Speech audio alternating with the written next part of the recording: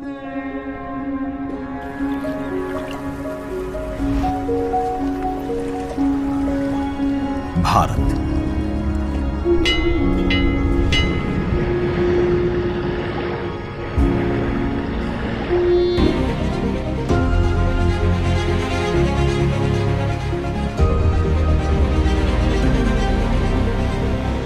विश्व का सबसे बड़ा संग्रहालय युगे युगीन भारत राष्ट्रीय संग्रहालय।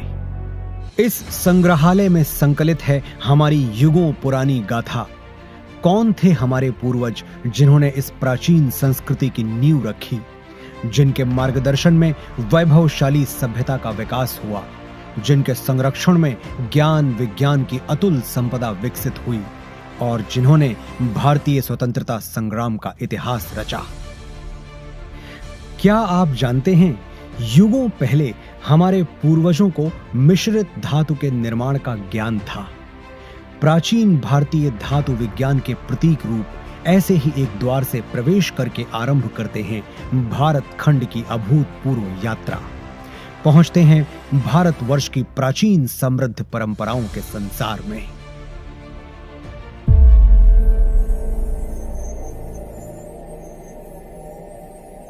आश्चर्य होता है कि युगों पहले भारत में सुनियोजित नगर व्यवस्था विकसित हो चुकी थी। हम बात कर रहे हैं सिंधु सरस्वती सभ्यता की। क्या कभी सोचा है कि क्यों भारत में पर्वतों, समुद्रों, नदियों और पेड़ों की पूजा होती रही है? क्योंकि हजारों साल पहले भी हमारे विद्वान जानते थे कि जिन पंच तत्वों से सृष्टि का निर्माण हुआ, उन्हीं से सभी प्राणियों की रचना हुई। हजारों वर्ष पूर्व भारत की चारों दिशाओं में पीठों की स्थापना की गई थी, जिसने पूरे राष्ट्र को एक सूत्र में बांधा था। वेदों उपनिषदों में केवल आध्यात्मिक ही नहीं, राजनैतिक, सामाजिक, आर्थिक, ज्योतिष और विज्ञान जैसे सभी क्षेत्रों का ज्ञान समाहित है। यही नहीं, ऋग्वेद में त्वचा रोग विशेषज्ञ विदुषी अपाला का वर्णन मिलता है। सुश्रुत की शल्य चिकित्सा, चरक के सिद्धांत और पतंजलि के अष्टांग योग की प्रासंगिकता हैरान करने वाली है। विश्वविद्यालयों का प्रचलन भारत में 2000 वर्ष से भी पहले से था। तक्षशिला, नालंदा और विक्रमशिला जैसे अनेक विश्वविद्यालयों को पूरे विश्व में ख्याति प्राप्त थी।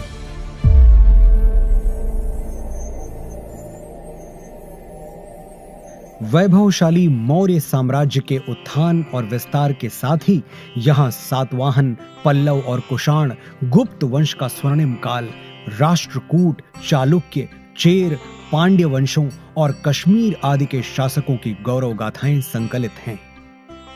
सोने की चिड़िया भारत का वैभवशाली गुप्त वंश हो या दक्षिण भारत के चोल, चेर, पांड्य वंश, सभी के व्यापारिक संबंध पश्चिम में मिस्र, ग्रीस और रोम तक फैले थे।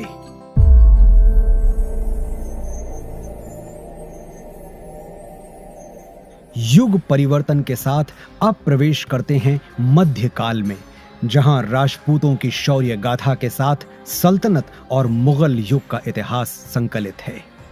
चौहान, प्रतिहार, परमार, सोलंकी, सिसोदिया और राजपूत राजाओं की केवल शौर्य गाथाएं ही प्रसिद्ध नहीं थीं, बल्कि उनके संरक्षण में कला, शिल्प, संस्कृति का भी अभूतपूर्व विकास हुआ।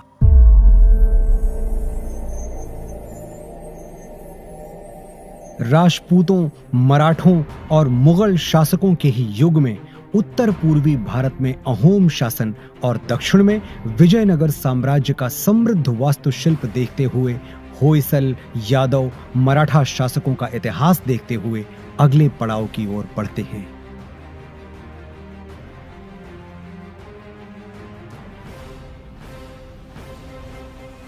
बढ़ते हैं परिवर्तन के उस दौर की ओर जब ईस्ट इंडिया कंपनी को भारत में व्यापार की अनुमति मिली।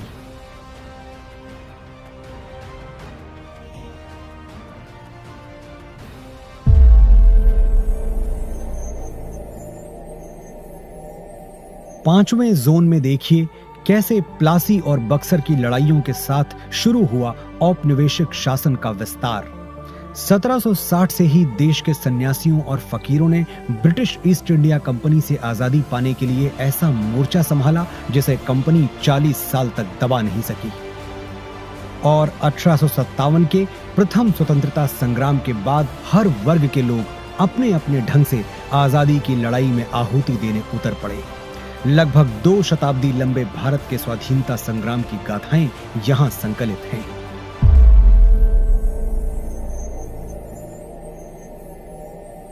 वर्षों के संघर्ष के बाद भारत की आजाद हवा में स्वतंत्रता का तिरंगा लहराया।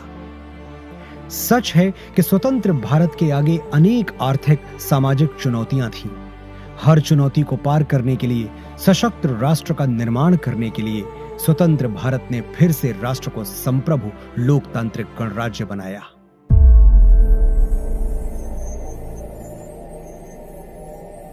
विज्ञान और प्रौद्योगिकी में आधुनिक भारत नई ऊंचाइयां छू रहा है। नई दिशाओं में नव प्रयोगों से नए आयाम तय कर रहा है। राष्ट्र को सुरक्षित बनाने के नित नए प्रयास सतत जारी हैं। रक्षा के क्षेत्र में भी भारत आत्मनिर्भर बन रहा है।